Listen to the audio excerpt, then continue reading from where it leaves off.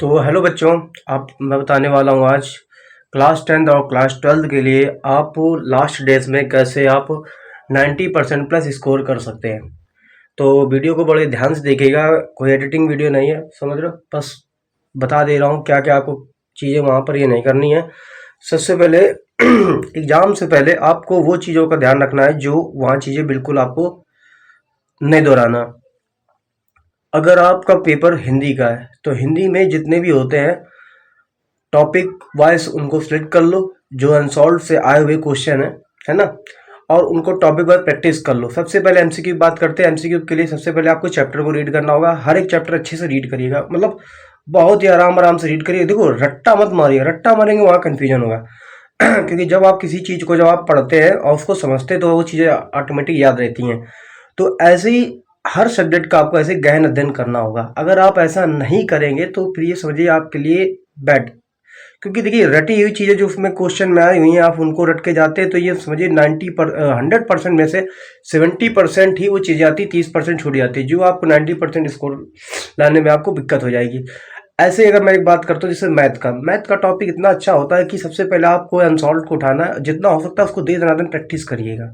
इतना प्रैक्टिस करिएगा कि इम्पॉसिबल चीज़ को भी पॉसिबल कर लो। Maths is a practice, math तो प्रैक्टिस मांगती है। बात करते हैं साइंस की। साइंस में numerical is a practice, same math और साइंस के न्यूमेरिकल, जैसे मैथ के क्वेश्चन ऐसे साइंस के न्यूमेरिकल, ऐसा प्रैक्टिस आप करिएगा, जितना हो सकता है उतना प्रैक्टिस करिएगा। फिर उनकी जो थ्योरी की बात आती है, थ्योरी में क्या करना आपको, पिछले 2 साल से 3 साल के प्रीवियस ईयर क्वेश्चन को उठाना है और उनको देखना है, बारी बारी से चेक करना है कि कौन से क्वेश्चन कौन से रिपीट हो रहे हैं। ठीक, अब जो ज़्यादा रिपीट हो रहा है उनको नहीं करना, उनको करना, लेकिन जो कम रिपीट हो रहे हैं उनको पहले उठाना है, क्योंकि इस बार 2026 में आने की संभावना उनकी ज़्यादा है। तो इस तरीके से आप हर सब्जेक्ट का टॉपिक वाइज करिएगा। इंग्लिश में ऐसे 9th हो या 10th वाले हो या 12th वाले हो, नॉट मैटर, बट इंग्लिश को भी आपको रीडिंग करना अच्छा। अगर आपके रीडिंग चैप्टर अगर मजबूत है, अगर आपने रीडिंग अच्छे से की है चैप्टर की, तो आप वहाँ पे क्वेश्चन आंसर बहुत जल्दी से बना सकते हैं स्टोरी टाइप से। ठीक है, पार्ट ऑफ स्पीच आपको अच्छे से आना ही चाहिए क्योंकि उनका बहुत ज़्यादा यूज़ है ना। तो इन सब बातों का याद रखें। और रही बात आर्ट्स वाले जो बच्चे हैं, जो आर्ट ड्राइंग वगैरह जो लिए हैं, जो कंप्यूटर लिए, उनके लिए सेम। अगर ड्राइंग वाले क्लास 10th वाले हो तो आपके ड्राइंग में तो कम से कम 80 नंबर तो वो दे देगा, मतलब 100 में से 80 तो नंबर तो आ ही जाएंगे, 70 में से 50 नंबर या 55 नंबर तो दे देगा। ठीक, और रही बात कंप्यूटर वालों के लिए, तो कंप्यूटर वालों को आपको याद करना पड़ेगा, समझना पड़ेगा कंप्यूटर के बारे में, एल्गोरिथम क्या होता है।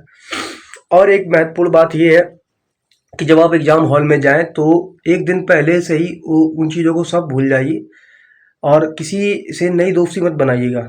नया इंट्रैक्शन रखिएगा, फ़ोन का इतना ज़्यादा आकर्षण नहीं होना चाहिए। जैसे आप किसी से बात करते हो, मान लो हेलो हाय, वो सब आपको बंद कर देना भी सही, कोई भी करने सब छोड़ देना। एग्ज़ाम के बाद आपको सभी करना, एग्ज़ाम के पहले आपको कुछ नहीं करना। और ये बात है कि अपने आप को अंदर एक गहन ताकत अंदर बना के रखनी है आपको, क्योंकि आप एग्ज़ाम देने जा रहे हैं, ऐसे जंग लड़ने जा रहे हैं ना। तो इन बातों का बहुत ज़्यादा ध्यान रखना है कि आपको कंठस्थ हुई चीज़ें को तो याद आ जाएंगे, लेकिन आपको अब रट्टा नहीं मारना है। रट्टा जब मारना है जब आपको लगे कि नहीं ये क्वेश्चन आ सकता है 101%, उसी को रटिएगा, है ना।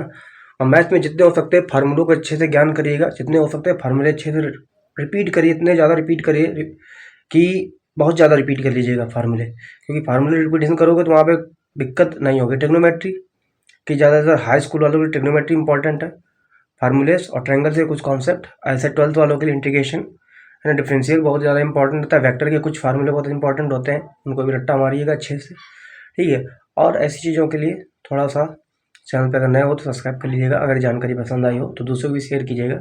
इन बातों को जरूर आपको ध्यान रखना है।